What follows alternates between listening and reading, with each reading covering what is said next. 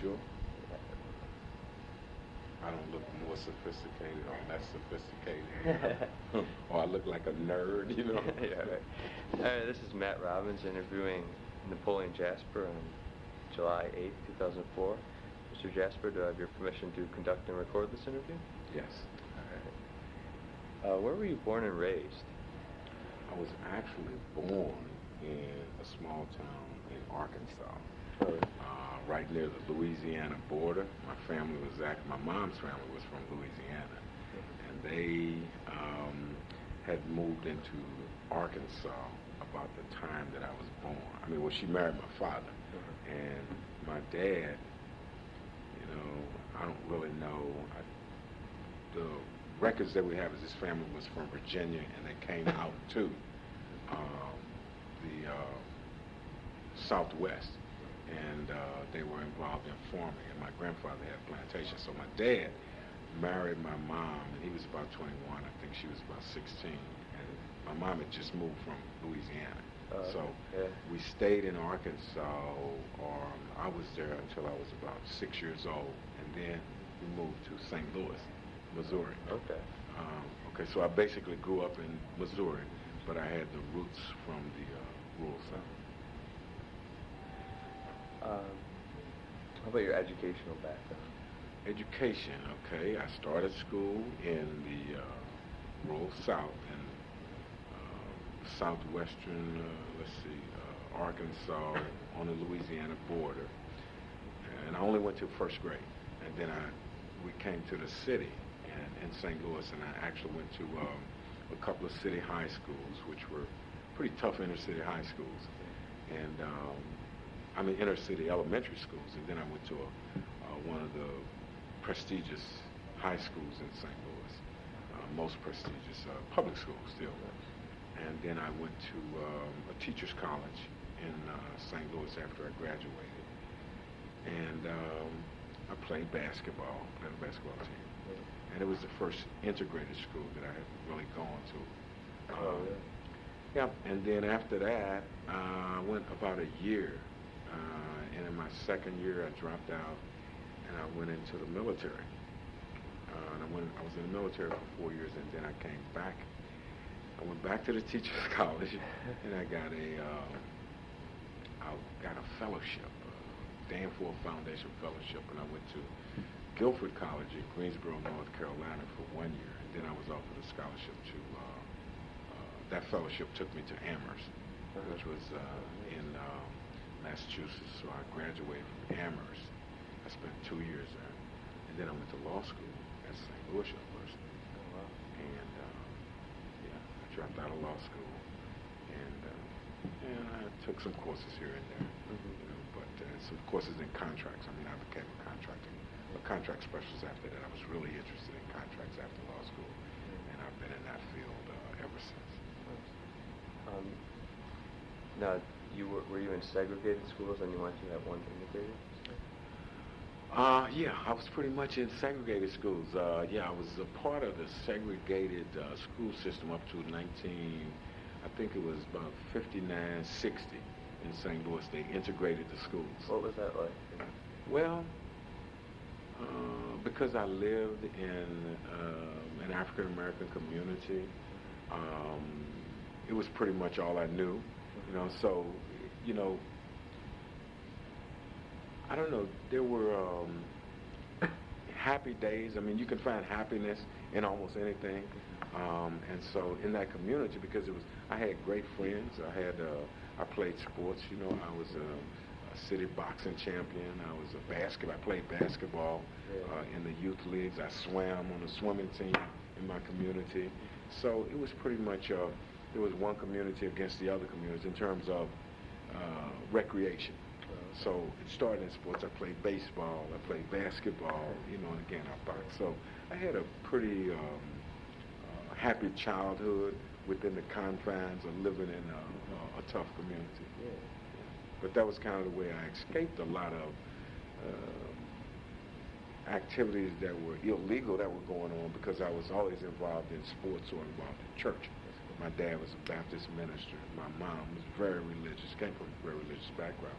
So I was sort of drawn into sports as a way, as something that was fun, and it was also something that kept you out of trouble.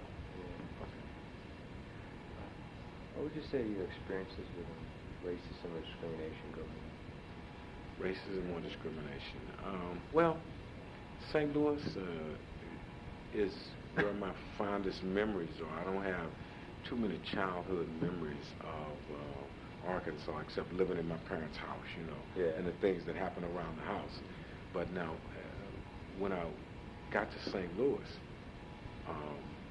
I was there until I was about 13, and I lived in an insulated community because it was all African American. Pretty much, I mean, we dealt with Caucasians or white people, but you dealt with them like, for example, the guy who was my closest friend, who was Caucasian, was the newspaper guy who sold the newspapers in the community, and I actually worked for the guy.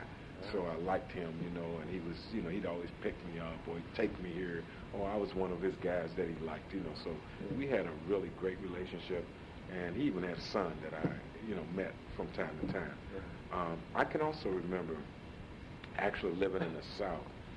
My dad, we owned some property that was right next to a white family. And so that kid, they had a kid who was about my age, and we played with each other through the fence. So I talked to him all the time, and I remember like he had a horse on his side. I didn't have a horse then, but we were friends. But he just lived on the other side of the fence, and I lived on this side. So that was basically all I remembered. And I remembered as a kid, my memory was that pretty much that white people, some could be very, very mean, that they would get hostile and scream at you for little or no reason, as far as I know, because I was a kid. My first memories are about when I was about 13, and we went back to the South to visit. And when we went back, it was my mom and myself, and there was another lady who was white, and her son, who was the same age as I was. And we were having a great time. We were playing with our little toys, whatever we had, and we were just having a great time. And then we got to some little southern city. I forgot what the name of it was. But we got to that city, and at that city, the bus driver, now the first time we got off, we went in a restaurant, and we ate together. We sat down, we talked, and kept playing. We got back on the bus. When we got to that city, the next city, the bus driver, all the white people were going one way, and he directed me. He says, no, and I went with them. He says, no, you can't go with them. You got to go this way. And so I was going this way. So I stood there, and all the whites were going in the front of the cafeteria, and he was asking me to go around the back. So I went around the back by myself, and it was dark. And it was cruddy, it was like a cruddy bathroom. As a matter of fact, I refused to use the bathroom because I just thought it was criminal. Now, I had vaguely heard of something like that, but it was just dirty, filthy. And then they had a little window, and in the window, they would give the African-American people their food. And it was the same food, same cook, same people on the other side, but the whites were allowed to sit down and eat, and you were given yours, and you had to take it. You couldn't sit down and eat it, you had to go back on the bus or eat it out back someplace, I guess. But that was my first memory, and I felt really, really bad about that. And I just thought that was inhuman to treat someone like that. And of course, I understood that my friend had nothing to do with it, but it sort of made me realize that I wasn't the same as him, in some way. So I never said anything to him about it. He never said anything to me about it. But I just thought that there's something wrong with that. Okay. But that was my first memory of anything. And then, of course, when I got to the South, I saw the drinking fountains first. And it was white only and blacks only, and then there was like the bathrooms were different, And I actually got to see it, and I was going, oh, I'm glad I don't live like this, So it really wasn't like that in St. Louis? No, absolutely not. Now, St. Louis might have been like that on a grander scale, but I wasn't involved in the grander scale. I didn't know about it. Now, there was a theory, a rumor had some practicality to it. And it was that African Americans could not go across Grand Street. There was a street called Grand. That was allegedly the dividing line. And it was up near St. Louis University in that area. And mostly, I knew that whites lived past Grand, and African Americans lived on the other side. But there was no reason for you to go across Grand. I mean, there was a huge area that was expansive, and there just was no reason to go past Grand, you know. Now, they had a carnival, and the carnival would come, and when that would come, people intermingled, you know. And it wasn't so much, I mean, but I guess part of it was that, now they had African-American theaters, and they had white theaters, and I knew that in St. Louis. That on Grand, they had the white theaters, which was the huge, big ones.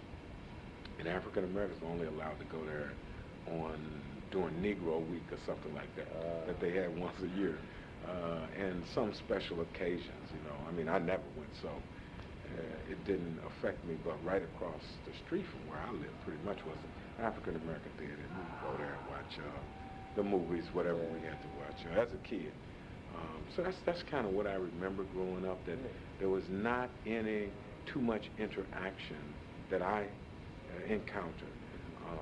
But my parents were people who taught me that all people are people. They're human beings. They're all created basically the same. So it doesn't really matter what color your skin is. You're still a human being. So that is the concept that I grew up with, knowing that there were other people, and some were yellow, some were maybe what they call pink or white or whatever color.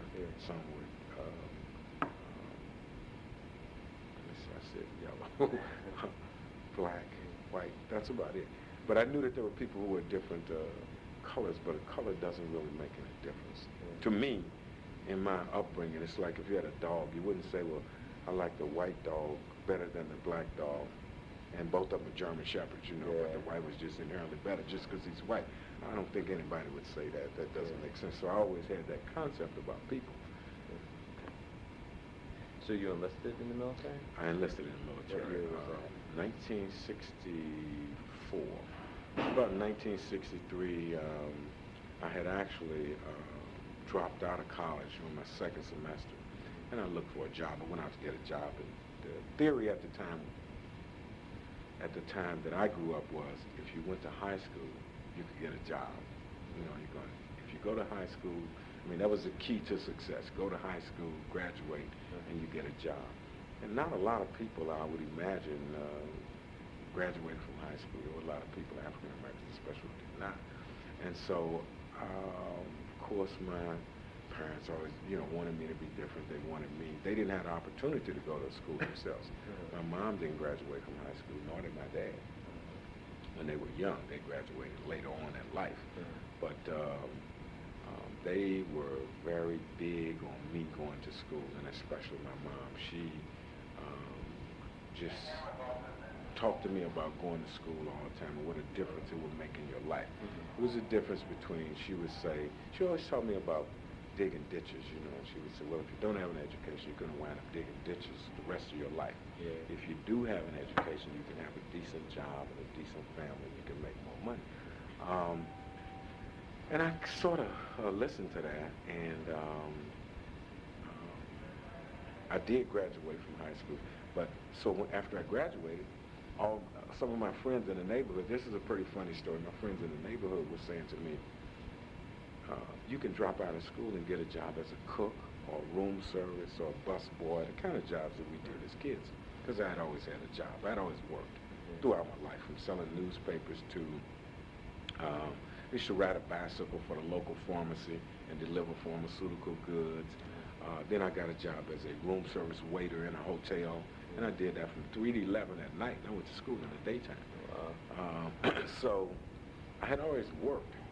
Well, now I had actually graduated from high school, so I thought I could get a real job. So I went out and tried to get a job as a dental assistant. I saw it advertised in the newspaper, and one of the guys was going, well, what can you do? And I go, well, I graduated from high school. I can do anything. You know, the guy was going, no, I don't think so. He said, you got to be trained. And so I was a little bit thrown aback by that, and I was upset. And then I started figuring out, high school really wasn't it. You really I couldn't get a job. I mean, I couldn't get the kind of job that I wanted. And all my friends were going, okay, you graduated from high school, now show us how you're going to go out here and you're going to get a different kind of job than we have, which they had all these menial labor type jobs. Well, I couldn't really get a different type job, and I was a little bit upset about it. And then I knew about the Army. I knew that the war was going on, or the war was about to go on. And I thought that military life was honorable, that if you went in the military and you died fighting for your country, it was a noble death. It was something that wasn't all that bad. So rather than die on the streets, just as a kid out here in the 60s, which is the time that I was growing up, I chose to do something more noble, something more honorable. That's what I thought. That was my thinking. Of course, the side benefit is that if in fact you live, they would teach you a trade. They would teach you some skill. So when you got out of the Army, you'd have a job. So people wouldn't ask you, what kind of a skill do you have? You could select one, and you could be trained in the Army. And so I did volunteer to go into the Army because I had this feeling of patriotism, loyalty. It was my country, right or wrong, my country, good or bad. I mean, I believed in that. It was like my high school. I loved my high school. My high school colors were blue and white, and I love them to this very day. And the same thing about my country. I felt that patriotism, that this was my country, and that no, they didn't always give African Americans they didn't treat them properly, they didn't give them the breaks that they deserved, but you had to fight to make it, to have a stake in it, to make it correct. You had to work towards making it correct, that it wasn't going to just correct itself, that there was something that you could do. And one of the things that I could do was go in the country, fight for the country. And at that time, it was this belief that about inequity, inequality, that African Americans were somehow inferior.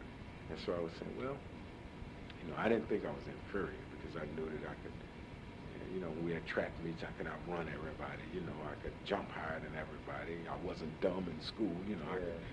I could read. And I could make good grades in school. So I didn't feel that I was inferior, but I felt the challenge.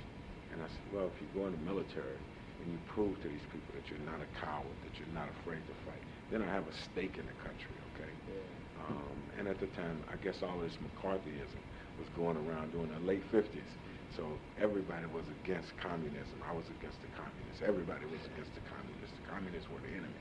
And so I would help America to fight against the communists, which in turn, they would see that I was a human being and that I deserved to participate in the society and give me my full rights. That was my theory. So I volunteered to go into the military. Can you tell me a little bit about your boot camp experience? Boot camp, okay. Well, in addition to the inner feelings that I had about loyalty to America, I had a couple of friends who were my age who had gone into the military. They had not graduated from high school, so they went in and they took lesser jobs. They were either riflemen or paratroopers. Most of the guys that I knew were paratroopers. They took that as a challenge, jumping out of airplanes. So I was going, okay. They were coming back with their airborne wings, and I was going, I'm a Ranger, and I'm going, oh, man. So I go, okay, I think I got to do that. So I was going in to become a paratrooper like my buddies. I wanted to do that. But I went down and took the tests, and on the written test that you have, I scored high in certain areas, and it allowed me, they talked to me not about the menial jobs and the clerical jobs, but about something a little bit more higher level. And I was like, okay, so I don't have to jump out of airplanes, I can do. I wanted to do it, but by the same token, I wanted to develop myself intellectually, and I knew I mean, I knew the difference between shooting a rifle at somebody and going in and doing some other type of reports. I knew the difference between electronics and jobs like that where you were taught a real skill. Well, so when I went to boot camp, so these guys had told me about boot camp is really tough and you don't get to go home for 6 weeks. They're going to rub your nose in it, they're going to make you less than human, but when you come out of it, now you're going to be a soldier that's really accepted. So I kind of understood that, and I didn't have a big problem with it. So we had what they call a 40-yard low crawl in those days, and that was the test of whether you could eat dirt, whether you could really eat mud, because you had to crawl 40 yards under barbed wire. And actually, when they do the actual test, I think it's the field training exercise, they actually shoot machine gun bullets over your head, crawling under the wire. But during the week, probably every day, they have you do a 40-yard low crawl. And if it happens to be muddy, then you crawl in, and if it happens to be rainy, you crawl in the mud. Well, the physical part of it was challenging, but I got past it, and I started to, you start feeling prouder about yourself if you can. Like we had to run a mile. Had to run 1 mile, which we did every morning at 6 o'clock in the morning. And you had to be able to walk. We'd walk about 5 miles. And they had these other little agility tests. But because of my sports background, I think that kind of helped me. Yeah. So I became, and then I was a guy who, from a poor family, I had not had a lot in life, so I didn't need a lot. And we were getting, I think, about $64 a month, and of that I had an allowance, so I was actually getting about $20. But they gave you what we call 3 hots in a cot, 3 meals and a place to sleep. There you go. So, what else is there in life, So, and most guys hated Army chow. They hated the food. I loved the food, really. I loved the Army food. I mean, I liked it. I just, I thought it was good. I thought it was well prepared, and I thought it was nutritious. So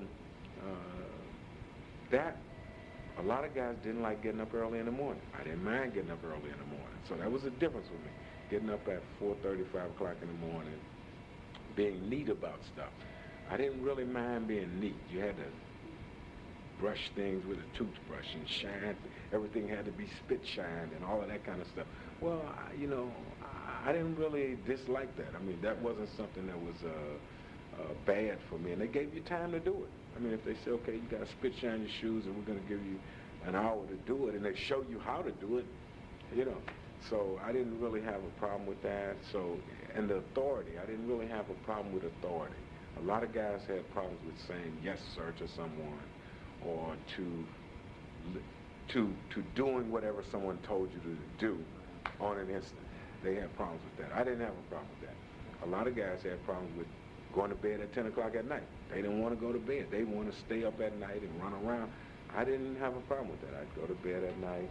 So those are the things I'm telling you that made a difference, and they made guys fail. They made guys opt out because they would either go out at night and stay out, or they would do something that was against these little rules that they had. And I always knew, consciously, this is only for 8 weeks. Yeah.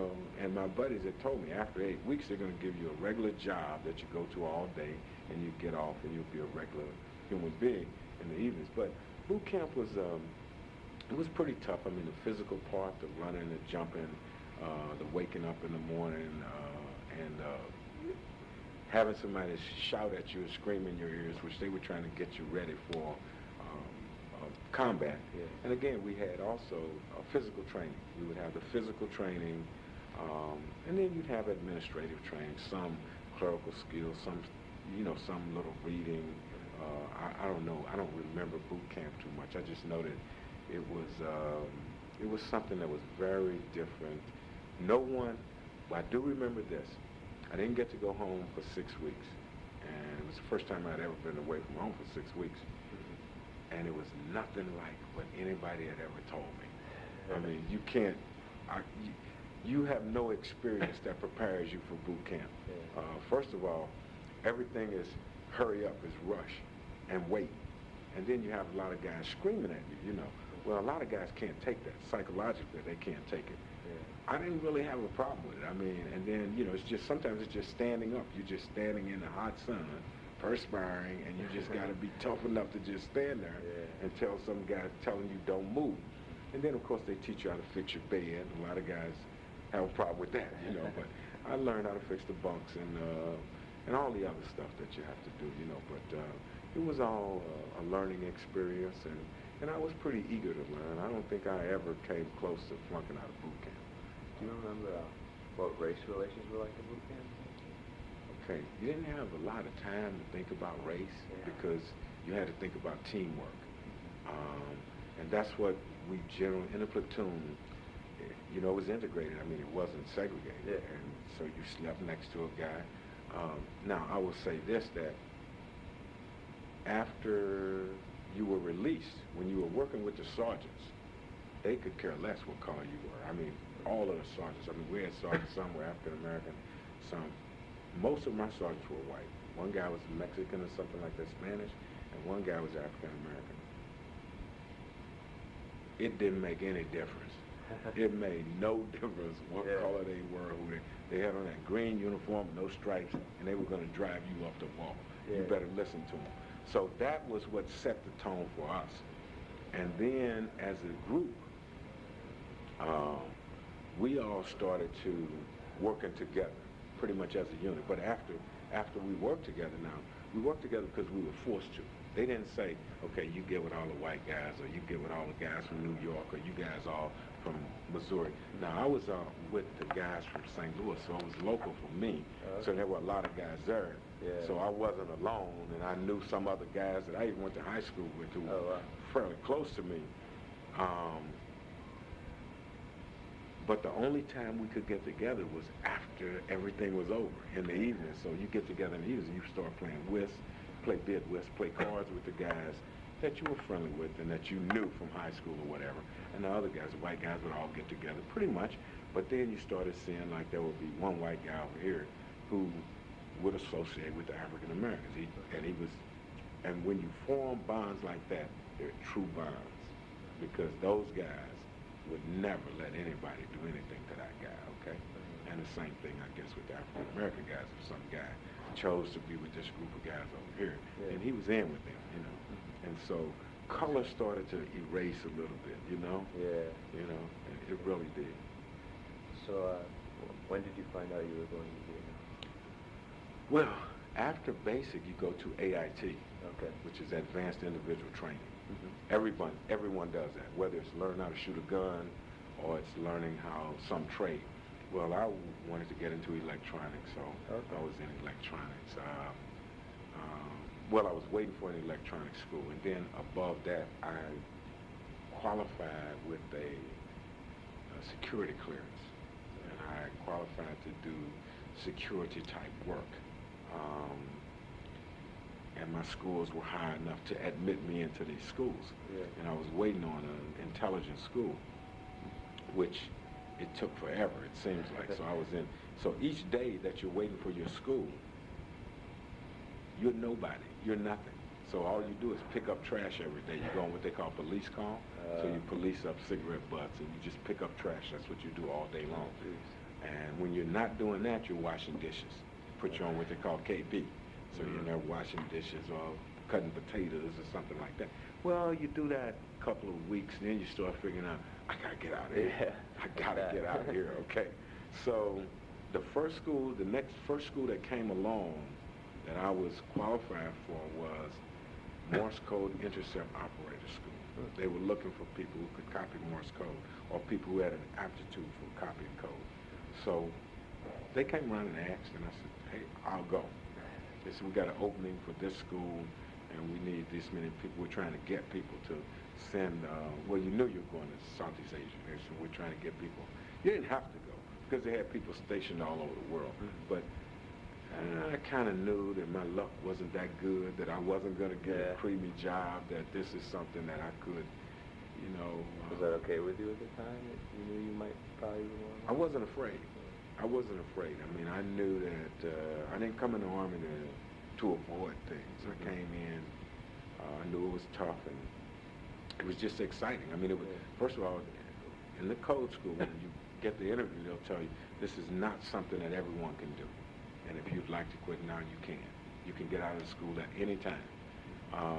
We can't force you to do what needs to be done here. So I knew that, and one of the first things you had to learn how to do was type.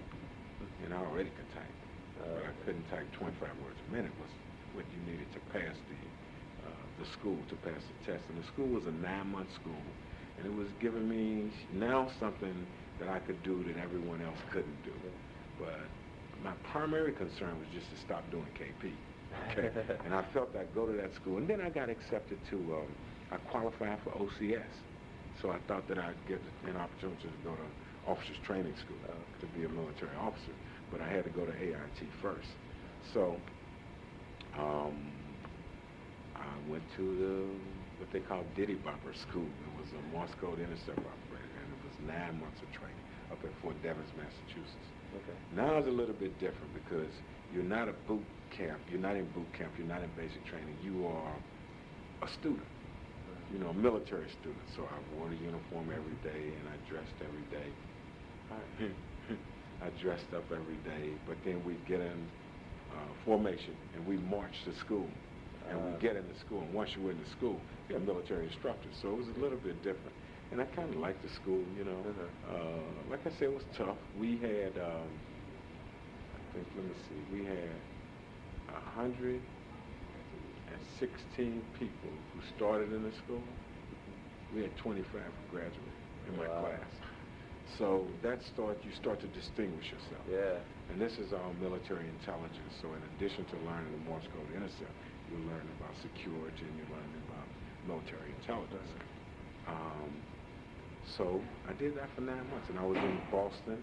I had never been to Boston before, and I just thought it was tremendous. It was terrific. Fort Devens is about, I think it's 90 miles from Boston or something like that. But I had a great, just a great experience there because I went out and I met some people from Boston and became friends with them. So on the weekends, I would go into Boston, and I'd have a good time, you know. And I really enjoyed that, you know, for about 9 months. Then I met some people in New York. One of the students in school with me he was from Georgia actually, but he had brothers and sisters who lived in New York. And this kid had about 12 or 13 brothers and sisters, and they all moved from Georgia to New York.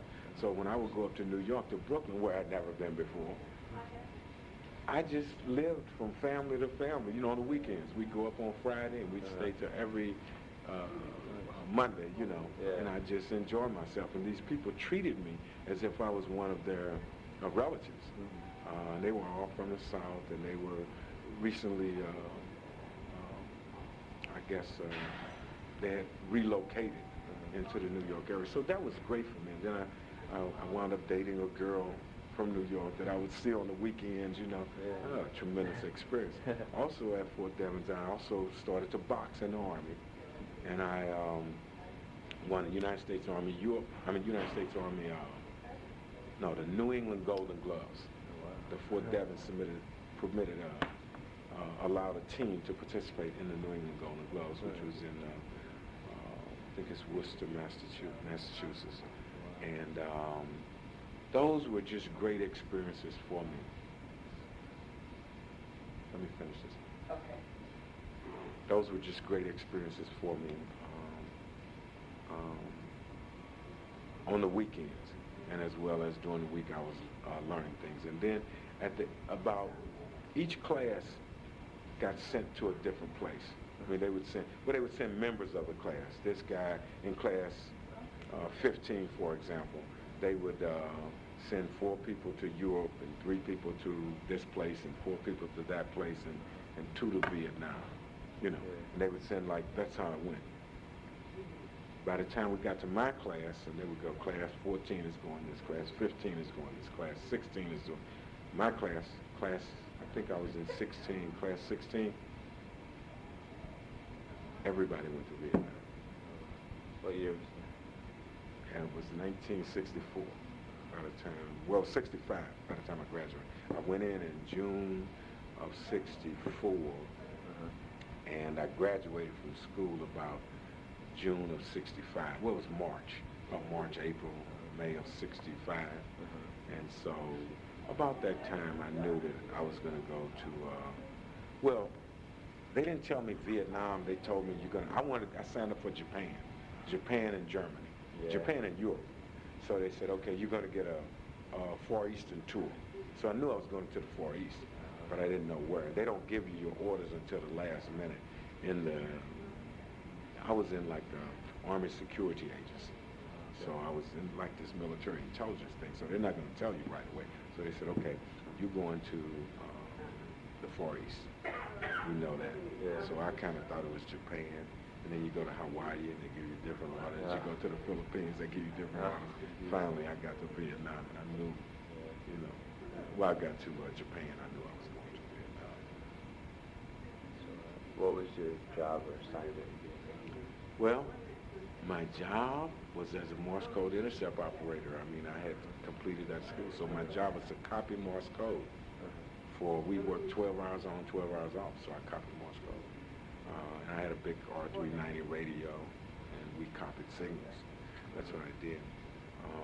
But when you first go in there to Vietnam, they have this big holding area. It's called Tent City, and it was in Saigon. And so you're in a tent, and they're processing you in, and sometimes it takes a month, It takes you until they can get you assigned to the right place. So while I was there, I'll tell you this very interesting story. There was a couple of guys came and they were going, where are you going in Vietnam? And you have an assignment, and you know where you're going to go, but you don't know specific. So this guy was going, up north. There was only one outstation. The farthest outstation up north was at Phu Bai, 35 miles from the DMZ. And occasionally a guy would come through who was from there, and he's going back to the States. So this kid came through, he's kind of scrawny. He was a white kid. He looked tough, and his clothes were a different color because they use different color starch. I mean, the starch they use is cornstarch or something. It's not, the starch is not the same. Rice starch is not the same as the starch that we use. So what they did is they said, okay, we're going to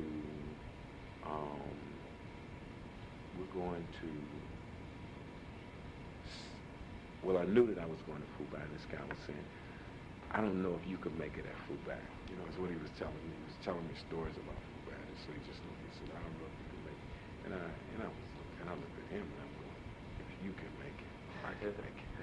Yeah. So, there was a real challenge, but I wasn't intimidated by it. I felt that I was properly trained, and that if you went over there and you did the right thing, that you could come back unless you're just unfortunate, which you could be unfortunate in war. But I was not afraid to die. I thought that I would be a hero if I died, and my family would get, some money, and I'd get a flag over my coffin and all of that. So, that was what I didn't mind. So that was about my assignment.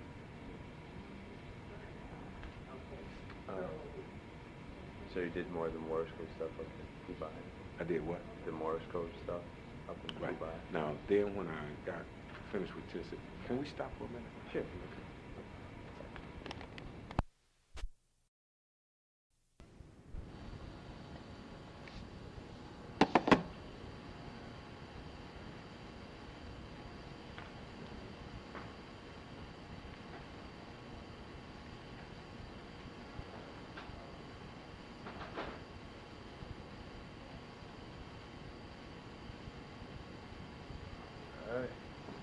Continuing the interview with Mr. Jasper. All right, so you said you went to an integrated college as well? Right. Well, I was going to tell you a little bit about my first experiences with integration, which was in high school, and I went to an all African-American high school. And it was a prestigious school. I mean, we had really tremendous amount of pride in our band, in our sports teams, and even in our intellectual prowess as students. We thought that we were some of the smartest kids in school. We thought that we dressed pretty nice. Kids looked raggedy in school, and we always had this little section in the a public school stadium where all the schools would go to play football. And so our kids, we always thought that they were well-mannered, that they, were good, decent citizens. They weren't out of order or rude, impolite. Our school had that type of reputation, and you always wanted to uphold that.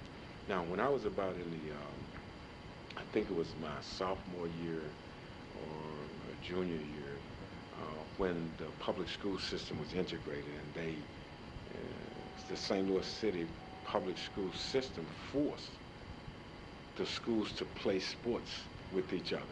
So that was kind of like my first experience, But actually, I got to tell you, even before that, I was on a swimming team. And on a high school swimming team as a freshman, we swam against all schools. So we swam against the white schools. We would go over to their neighborhood, and we had a swimming pool in our school. I don't ever remember them coming to our school. But, not that they weren't allowed. It's just that I just don't remember that. But I know that we went over to swim against Southwest High School and Roosevelt High School, and these were traditionally all-white schools. But it wasn't any big deal. We were swimmers, they were swimmers, we used the locker room there. It wasn't any big deal. Nobody ever said anything to anybody. I never heard one cross word or one, gross word said to anyone. So we did that. But now, this year, the football teams actually started to play football against each other, which we had never done before. And our first game, and we had a really good football team, but we had a good band, like I said, and we played this school called Roosevelt, and our school colors were blue and white. They took a black dummy, and they painted it blue and white, our school colors, and they hung him by the neck up in their stands, and they beat him the whole game. And so we were really, we were just traumatized. We're going, that's not right. It's not right. And we were losing the game too. They were beating us in the game. And of course they had all of their kids there, and we had only a few because we were traveling over to their school. Well, our band also was a tremendous band, and they were playing at a parade downtown, which they were often called upon to play. And but for this game, somehow the band director had the team after the parade to come to the game.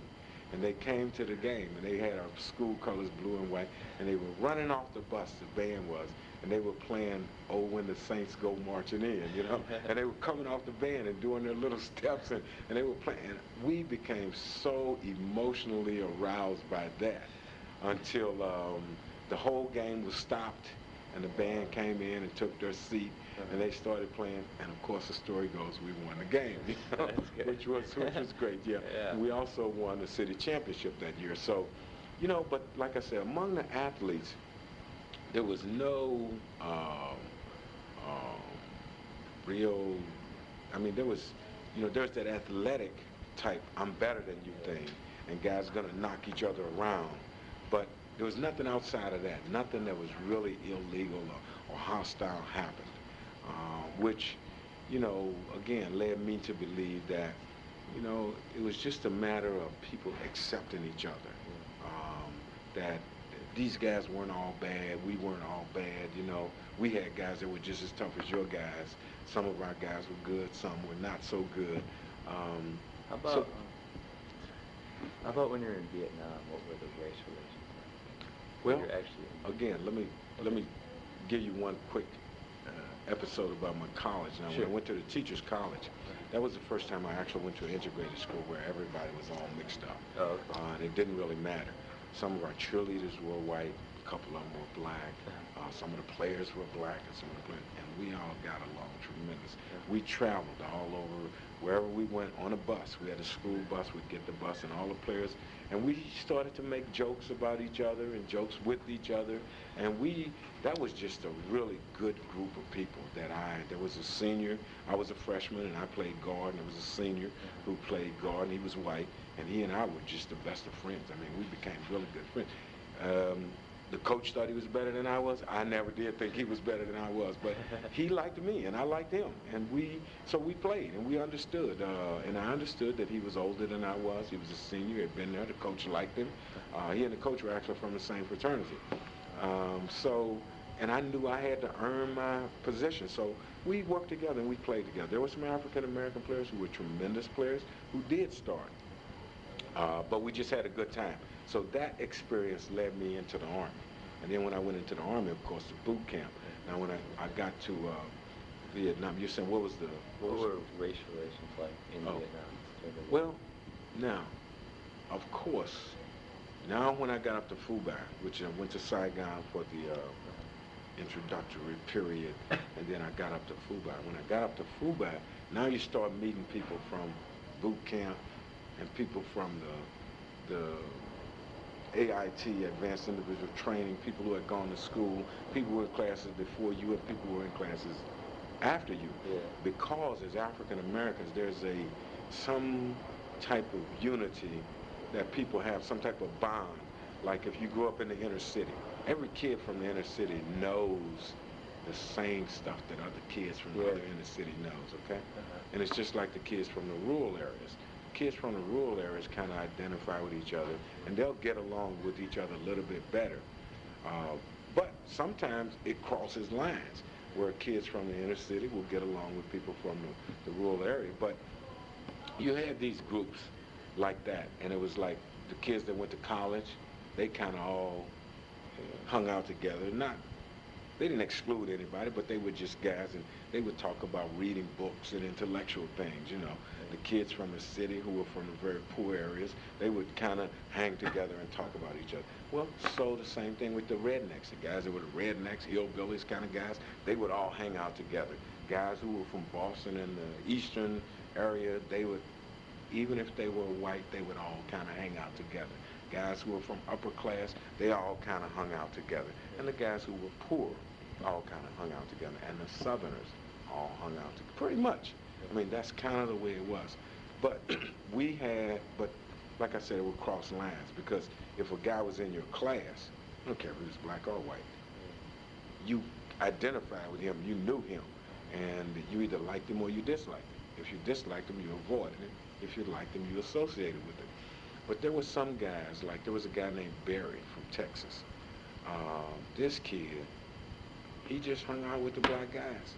I mean, he did, and he was as tough as anybody. I mean, he could fight with them, you know. He could, although he never did. I mean, I don't know any fights he ever had, but I mean, he would talk. Most of it was like talking, you know. You can talk, like bully a guy, and he'll back down, you know. But if he doesn't believe you, he's gonna fight you. It'll lead to a fight. Well, most of the time, like I said with Barry, he'd talk as tough as anybody else, so guys would back down. And then if you actually fought in the Army, you're going to get in trouble.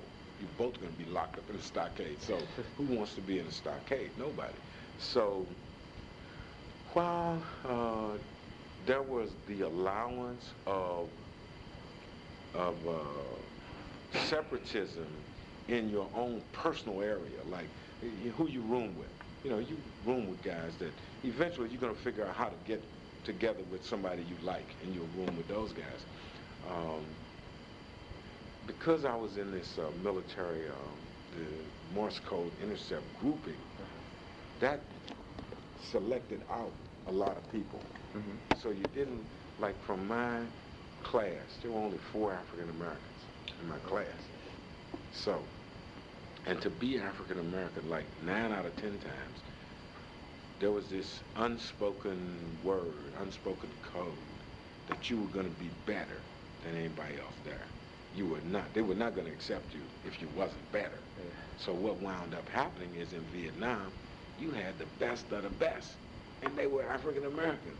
And that's what the Army, I mean, they did that. I mean, the guys didn't do that themselves, but that's what they did. They put the toughest African American guys, the most intellectual African American guys, together with the guys that were not in their same grouping, okay?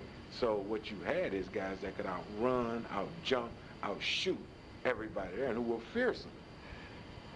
And you had these guys. Well, of course, when they get together, they're going to have a bond, because they knew that. And so that was kind of the way it was. Like we had this guy named Asa Hunter from Philadelphia. This guy was like 6'3", 230 pounds. He was fast. He could box. He was just a tough guy.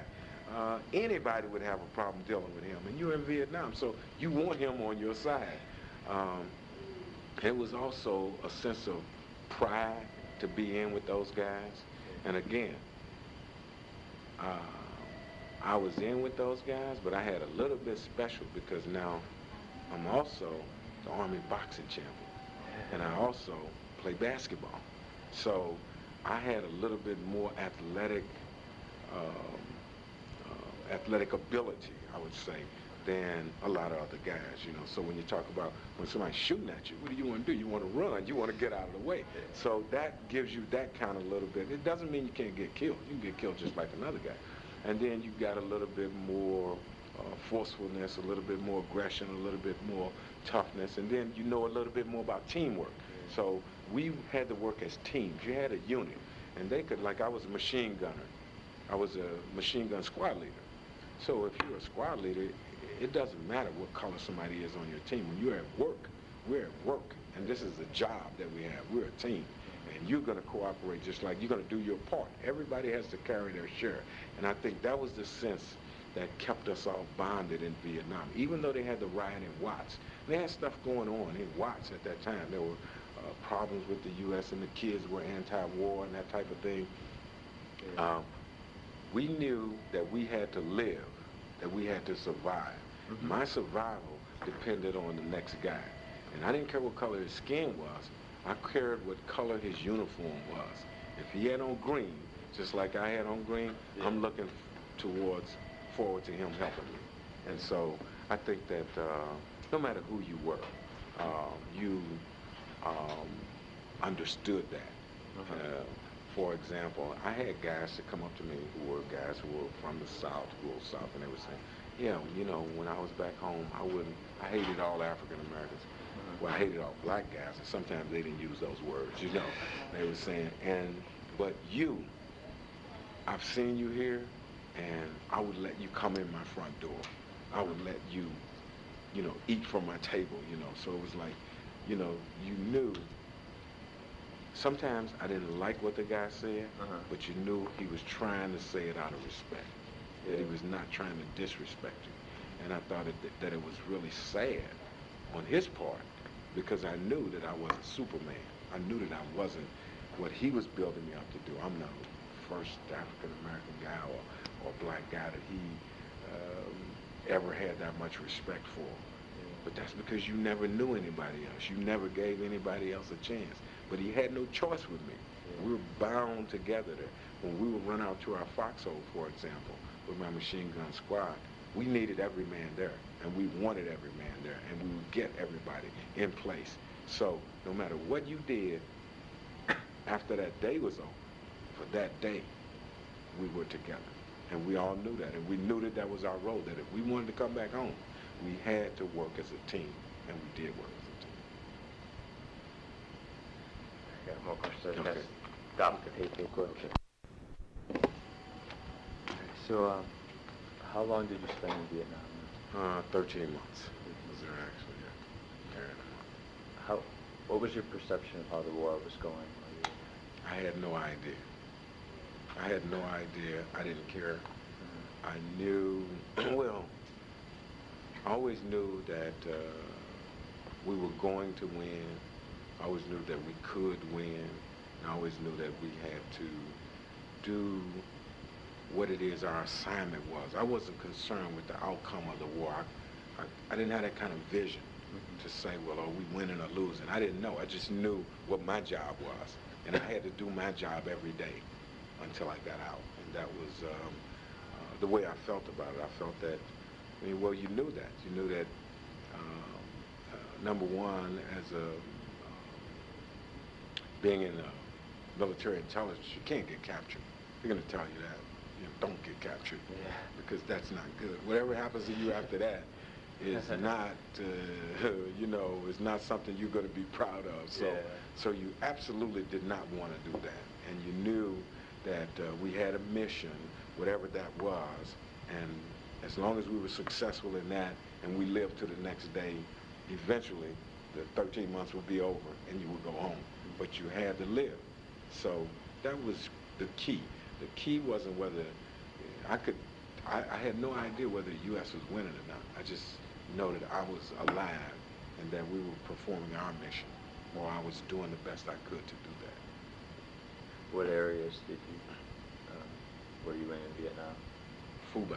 I was in Hue, which is, that's the only place I ever was. I went to Da Nang and I went to Saigon, but it was either on a mission to do something and bring something back, pick up something, bring something back, or to deliver something, or something like that. But my military station was at Phu Bai. And Phu Bai is about, it's outside of Hue, which was an old provincial capital city. And once you're there, you're just there. I mean, we were on the compound. We didn't go outside the compound. Nobody came in. And we would get to go on leave once every 30 days. And we worked 12 hours on and 12 hours off every day. And when you're on your 12 hours off, you feel sandbags. When you was asleep, yeah, you always had to feel sandbags. So that was, a duty that everybody knew they had to participate in, but everybody hated it. And you just, when you got off from work, you just go fill sandbags.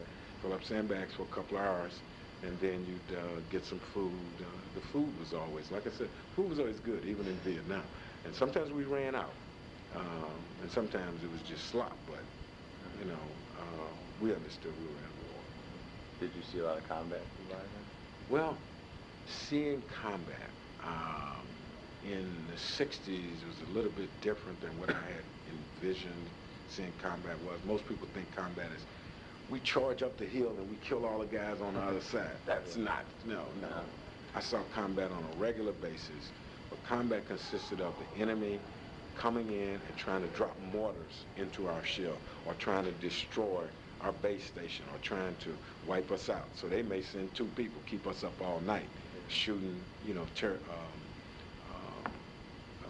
the tactics of they may, shoot over here and move over here, shoot over here. Well, that means you're going to be up all night. Yeah. So eventually you're going to have to go to sleep. So every day you're tired and you're angry, you're angry because you haven't had sleep. I didn't actually go out to chase after people because, like I said, I was a machine gun squad leader. My job was to protect. Yeah. So they were always coming after us, trying to get what we had, trying to get us out of wherever we were. I was not the type of soldier that went out to chase people. How was the situation in Phu Bai then, guarding it? How was it? Yeah, well, we had a Marine unit that was an artillery unit that was near us. We had Marine helicopters that were near us. We had an Army helicopter. We had people there to protect us. My job was the type job where it's kind of difficult to shoot at somebody and copy Morse code at the same time. So I had to have somebody do that for me. So we were part of a unit that where we had, and I think that we did a good job. They did a good job. I don't ever remember us taking a lot of casualties. We could wipe out. That's why, perception-wise, Vietnam was different for a soldier who was there on the ground, especially doing what I was doing. I always thought that the U.S. had superior military power, that if we wanted to crush Vietnam, we could do it any day. We had jet planes. When we wanted to really, if we were being attacked, we could call in airstrikes. We could call in jets. Vietnam did not have jets that they could fight our Air Force with. Yeah. It's impossible. And we could wipe out. I've seen that jets come in and blow down a mountain. Just blow up a mountain and make it into someplace that's flat, okay? So I always thought we had superior firepower. I thought that our Army was better trained. We're superior soldiers than the Vietnamese soldiers. Now, we don't live in Vietnam, and we didn't know how to go in holes and how to live off the land like they did. We can't do that. The Marines can do it, but I wasn't trained to do that. I was a person who had to adapt to the hot temperature, for example. It's 118 degrees in Vietnam. I mean, that alone would wipe out the average person. It rains half of the year. When it's raining and your shoes are wet every day, I mean, that is very discomforting. Sleeping in a not a regular bed, in an army cot, could be very devastating. Two people who are not prepared emotionally for that type of thing. But I think that I was never really afraid that somebody from Vietnam was going to come in and overpower us. Okay. I just thought that, and even if I met, 10 Vietnamese, by myself, I mean, I'm 6 feet tall, I weigh 180 pounds, and I got an M16. I mean, these guys don't have these kind of weapons, and they're not as big. They're not as big, and not that size makes that much difference, but it sort of makes a difference in that, if I got to fight a guy and he's 4 feet tall, and I'm 6 feet tall, and I got the kind of weapons we had, I don't think I'd be afraid of him, Now, it makes a difference if it's at night, I'm in his hometown, Of course, he's got more going, but I wasn't afraid. Was not afraid. And I just didn't think anybody around me was too afraid of these guys. We felt that if there was, if we band together and we did what we were supposed to do, we could be successful. So were you happy to get out of there when the film was up? Oh, yeah, I was really happy to get out. I was happy. It was one of the happiest days of my life, because that was tough. I mean, it was not easy. When I left Fubai, I understood, and Fubai was a little bit different. People used to say things about Fubai. They would say, this place is so terrible that even the Vietnamese don't want it. So that's why they never really spent a lot of effort trying to capture Fubai, because what are they going to do with it? It was a terrible place. I mean, that was the rumor, that's what we said, and that's what we said the whole time we were there, that the Vietnamese, the Viet Cong, they really didn't want Fubai. When you say terrible, what do you mean? Just hot. Yeah. It's hot. There was nothing there. It wasn't a city. I mean, there was no girls there. You weren't going to go have fun every day. A lot of times in Vietnam, guys had a good time. They had maids. They had people to clean up their building where they lived. They had people to prepare food for them. We didn't have that. We were just there, and it was just it's like a big Boy Scout camp. And there were 800 people on Fubai, for example. Only 800 people. And so everything you did involved those 800 people. One of them. You saw them every day. You lived with them every day. I mean, that's what we ate together. We had different shifts. It was always 24-hour operation. We had no swimming pool. We had no recreation. I mean, it was just on an army base. And we played cards and drank whiskey. That's what we did. We played when you were out. You played cards, drank whiskey. We had some of us had tape recorders, but there was no radio station, you didn't want to listen to that. They had I can't even think of the woman now, but she used to come on Hong Kong Sue, Hong Kong Sally, whoever she was. And she would make these announcements. GI, would you like to go home? How would you like to be sitting back now on your sofa with your friend? And you just get depressed, So you didn't do that. And the only thing, the recreation you had was mail. You could read your mail, you could drink whiskey, and you could play cards. Those were the things that we were limited to. So if you do that for 13 months, pretty soon you start saying, there's something else to life, And I'm tired of seeing this guy right here, I want to see, at least somebody else. I want to be able to just walk around where I'm not restricted by a barbed wire fence, and I can go outside and nobody's going to shoot me, Those are just some comforting type of activities that you have participated in before that you give up for 13 months. So how were you treated when you got home? It's kind of mixed. Most people who knew me treated me with respect. I was a hero, and you could tell, they just treated you different, Yeah. He's from Vietnam, A lot of people were in awe. A lot of people were afraid of us. Students, I was a little bit apprehensive about students. I didn't want to see them because at that point, I think they were anti-war. There was a big anti-war movement, and that sort of affected me. It offended me, and I was confused about it, and I didn't want to know, I thought that it's my country. I went over to serve the country. I did my job, and I did what I was told to do. And then I started reading more and more about what was going on in Vietnam, of course. Yeah. And then that kind of changes you as a person, because I realized that as a 19-year-old kid when I went over, I didn't really know what the war was about. And I wasn't really fighting for any specific cause. I was fighting for my country that I believed in. Yeah. So how did black leaders eventually, like Muhammad Ali and Martin Luther King, speaking out against the war, did that affect you at all? Not really, because I didn't really know about that when I was in Vietnam. We were censored, so you don't get the newspaper. You don't get that kind of stuff. So I never really knew anything like that. I knew about Martin Luther King. I knew Martin Luther King was a civil rights activist and that he was a minister. And I believed in Dr. Martin Luther King, although at that time, I just knew who he was. I didn't really have any affection towards him. I kind of didn't believe in his approach, the peaceful nonviolence. I didn't believe in that.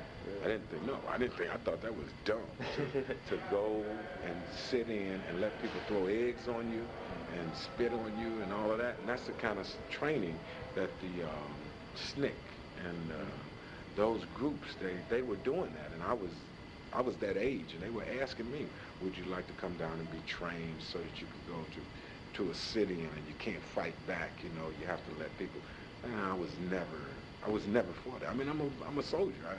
I was in Vietnam, so I was not about to let somebody punch me in the face or sit on some counter and let people throw eggs at me. I wouldn't do that. That's after the war you're talking about? That was after the war. Yeah.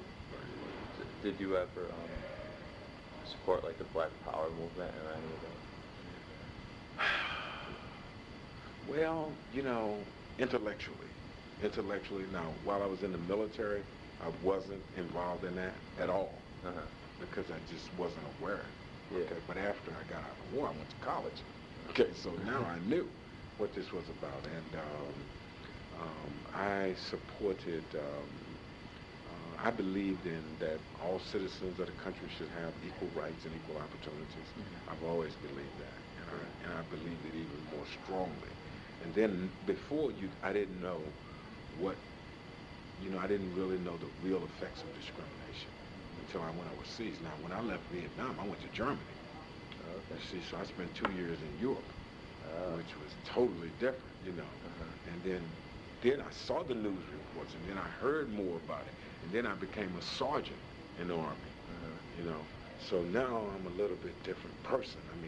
I wasn't an 18-year-old kid now. Now I'm somebody who's respected, somebody who people look up to, somebody who people ask questions to. I still had an obligation to the United States as a military non-commissioned officer, and I believed in that until I decided to get out, which I did in '68. I was in from '64 to '68. But in my tour in Europe, you can't spend a tour in Europe and say you hate white people.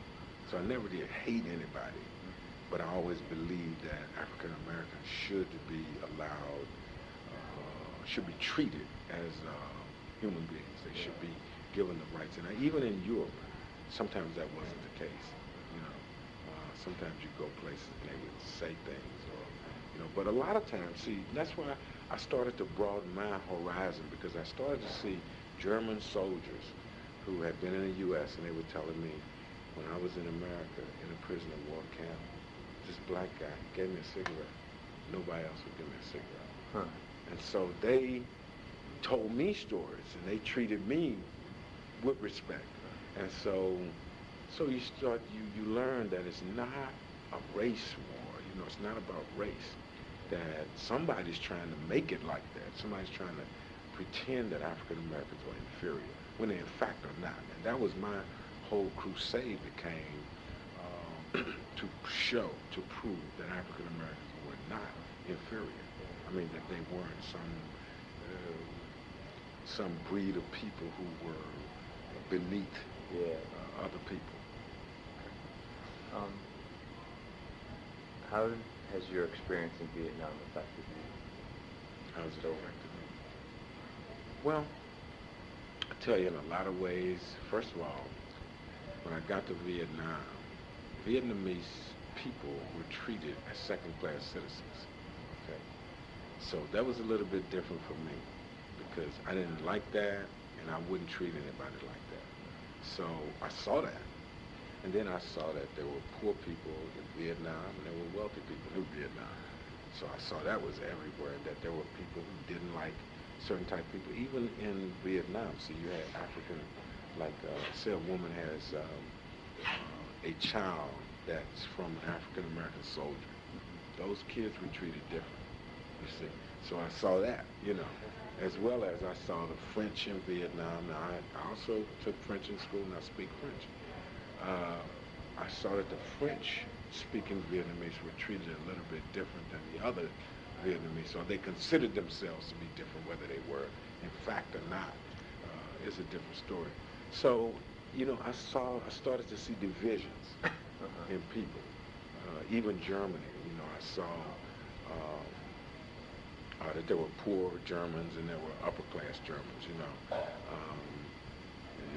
So I started to see that stuff. Now, again, go back to Vietnam. Vietnam was a very tough place to be, and I had never actually seen anybody killed before with Vietnam until I went to Vietnam. So it hardened me as a person, but it made me more demanding of my rights as an individual. I felt, now you owe me this, because while you're sitting at home eating Rice Krispies and cornflakes and enjoying your life, and the right to protest, I'm fighting somebody for that right.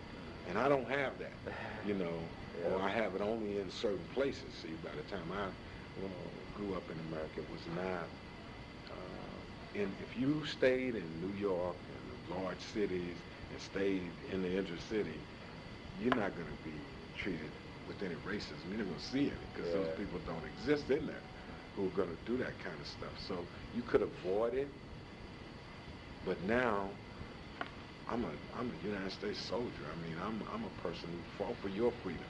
You're not going to deny me anything, anywhere. So I started to become, then I knew that I was a leader, that I was not necessarily somebody who was just a follower, that I could be, and I could set the example, which I had done in the military. Now you said that the Vietnamese were treated as second-class citizens. Now, would the black soldiers treat the Vietnamese as second-class citizens? Everybody. Not some. I mean, it was by choice. It was on a case-by-case basis. Most Americans, see, now again, we're in the Army, so we're a unit. So if my friend, my soldier friend, is white, and they're all treating the Vietnamese as like, they used to call them zips, okay, which I thought was it was demeaning.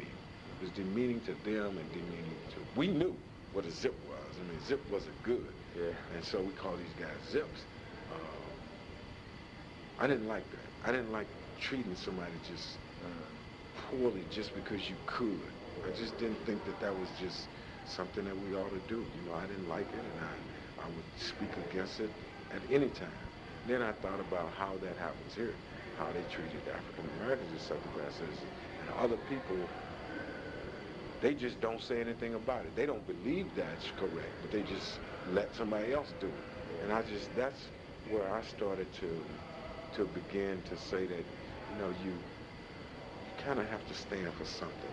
You have to say, no, this is not right. Now you can always choose to be quiet and let somebody else treat somebody else poorly, and that person thinks the whole world is against them. But, you know, I saw that, and I didn't like it. I didn't like it for them, and I felt like that's not the way to treat people. So, And how has your military experience influenced your thinking about war in general? well, the more you read, the more intellectual you become, the more you hate war, the more you don't think that it's, I would like to avoid war at all costs. I just think that, like what's going on in Iraq now is, nobody wins. I mean, you know, if your brother is killed or your uncle is killed, you can never replace him. And I mean, I don't know who wins, because you're going to spend the rest of your life building that city back up that you blew up and killed all of those people and tore it all down. Sometimes it's necessary, you know. I'm not in a political position to be able to make a judgment like that. But I know that I despise war. I don't like it, and I would avoid it at all costs. All right, well, that's all I have. Is there anything that we haven't talked about that you'd like to add? Yeah. All right, well, thank you very much. Thank you. Mr. Jasper.